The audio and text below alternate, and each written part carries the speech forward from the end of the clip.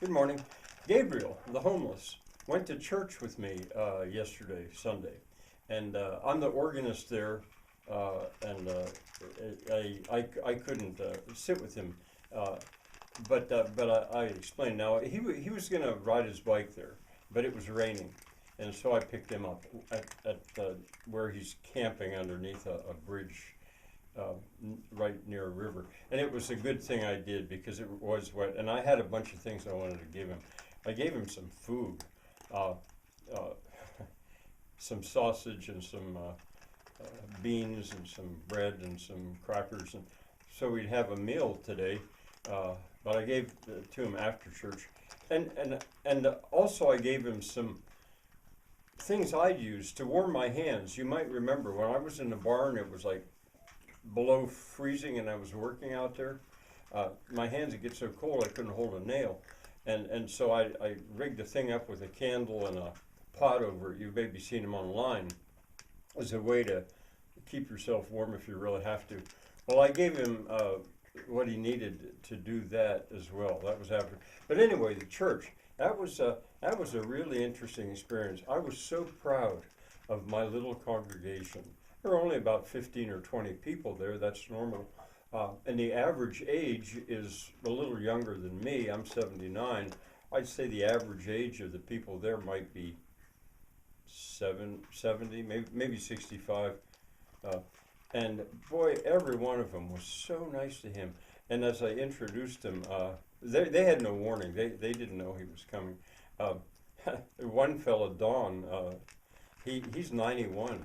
And I had told Gabriel about him, and Gabriel said, "Wow, you're 4 times older than me, almost." Gabriel's 23.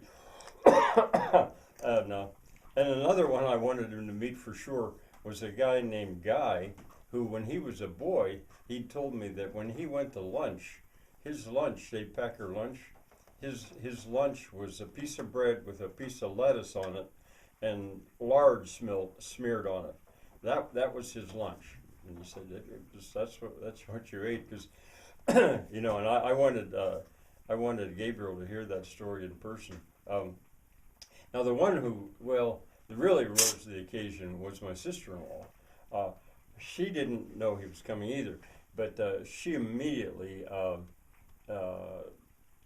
took him under her wing in a way because our service is strange. Well, it's not strange, but you got to move about in the hymnal a good bit and to understand what's going on. And I was hoping so. I'd even picked a fella out, Danny, that I thought would do that. But my sister-in-law right away she decided she was going to do it, and he found a place way back in the corner because that is not his world at all. At all. Now he had a nice pair of shoes that he was able to wear instead of his boots, which were all covered with mud. I'd worried about that because the people in the church, they might worry about these big boots coming in with mud on, and it's a carpet. It's a nice church, but he had those other shoes, and he spent a lot of time writing, drawing, because that's what he does. And as I say, it was hard for him. He's not used to being in groups of people, super polite when talked to, but and he said he had gone to church.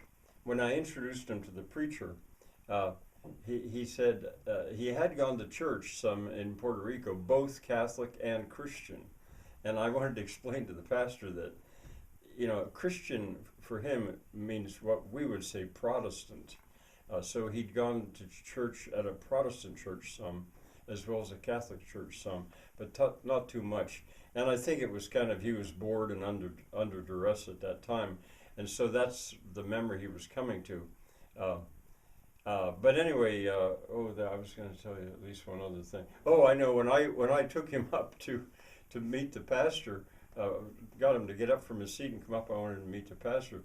My sister-in-law said, "Hey, wait a minute, he's mine. I'm going to show him." She thought I was staking him to sit up at the front, and I said, "No, I'm just going to introduce the pastor."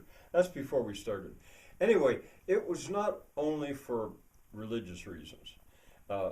It was also because in that group, there are people that are working very hard to try to maintain the old farm cemeteries in Dutch Corner. And they're old. And they're getting to the point where they can't get around to doing it all. And I had thought, now here's a man, because Gabriel is such a hard worker and has been a landscaper. And I said, here's a guy that will do that for you. He'll, with a weed whacker on his back, he can carry that, and on his bicycle, he can go around Dutch Corner from cemetery to cemetery and keep them all pruned up. I had said that to a couple of them beforehand, and I thought, they only meet about once a month, and I thought here was a chance where they could meet him. I think that's going to work. I think probably Gabriel is going to have another part-time job that'll keep him busy all summer, unless we have a drought.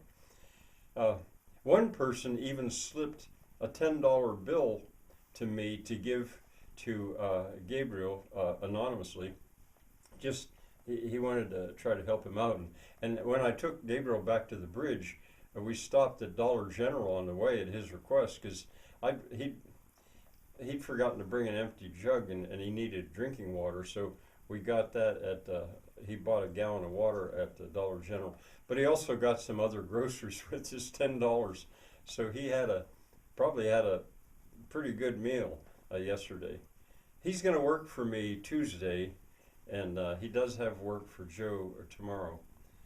But I think the main takeaway for me is it was so nice to see that little congregation so smoothly adjust to this stranger, and all of them immediately trying to figure out ways that they could work out to help him out.